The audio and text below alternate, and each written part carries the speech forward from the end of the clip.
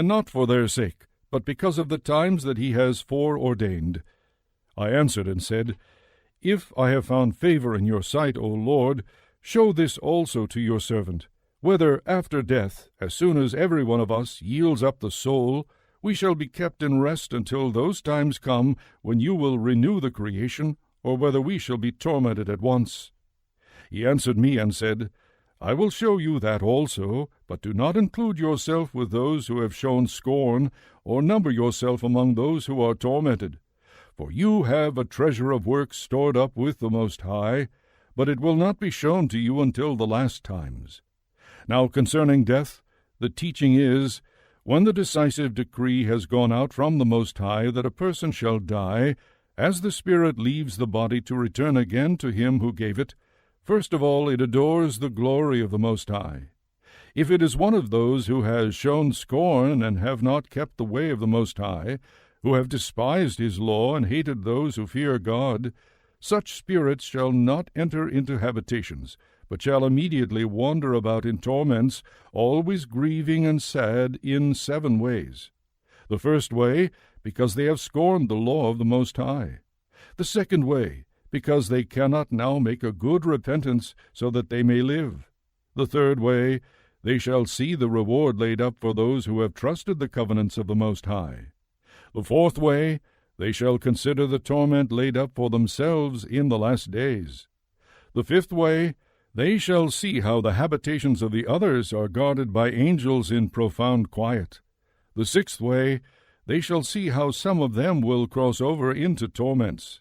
The seventh way, which is worse than all the ways that have been mentioned, because they shall utterly waste away in confusion and be consumed with shame, and shall wither with fear at seeing the glory of the Most High, in whose presence they sinned while they were alive, and in whose presence they are to be judged in the last times.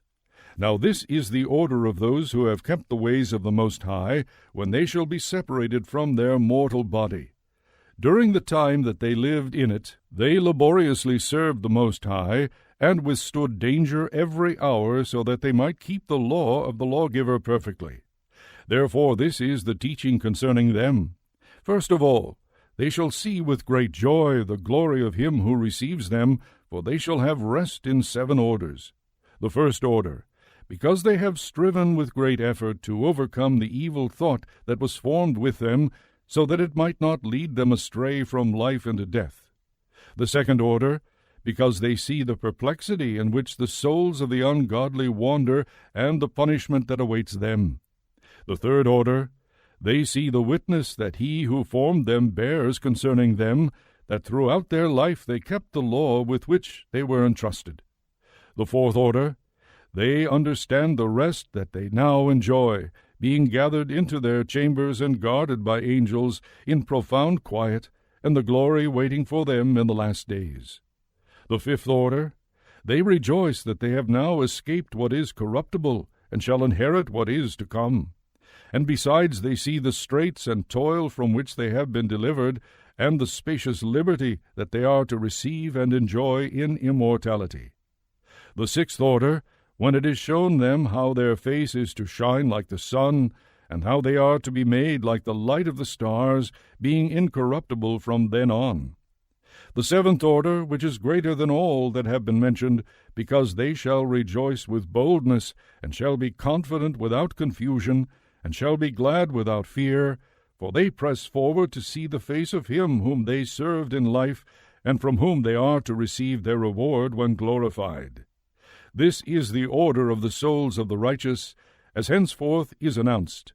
And the previously mentioned are the ways of torment that those who would not give heed shall suffer hereafter. Then I answered and said, Will time therefore be given to the souls, after they have been separated from the bodies, to see what you have described to me?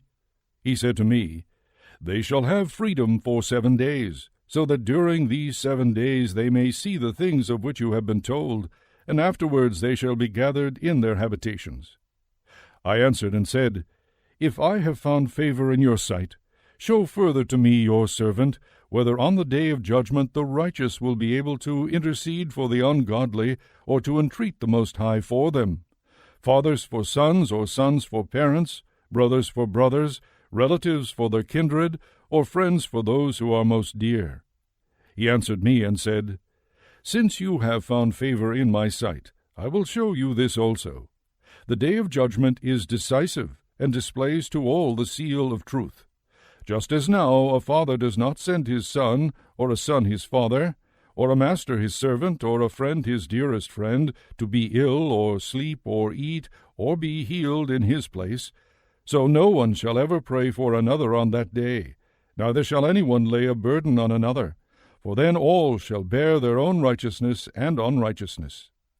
I answered and said, How then do we find the first Abraham prayed for the people of Sodom, and Moses for our ancestors who sinned in the desert, and Joshua after him for Israel in the days of Achan, and Samuel in the days of Saul, and David for the plague, and Solomon for those at the dedication, and Elijah for those who received the rain, and for the one who was dead that he might live, and Hezekiah for the people in the days of Sennacherib, and many others prayed for many. So if now, when corruption has increased and unrighteousness has multiplied, the righteous have prayed for the ungodly, why will it not be so then as well? He answered me and said, This present world is not the end. The full glory does not remain in it.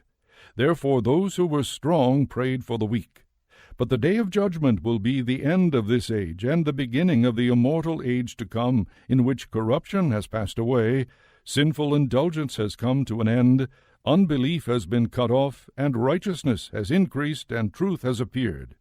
Therefore no one will then be able to have mercy on someone who has been condemned in the judgment, or to harm someone who is victorious. I answered and said, This is my first and last comment.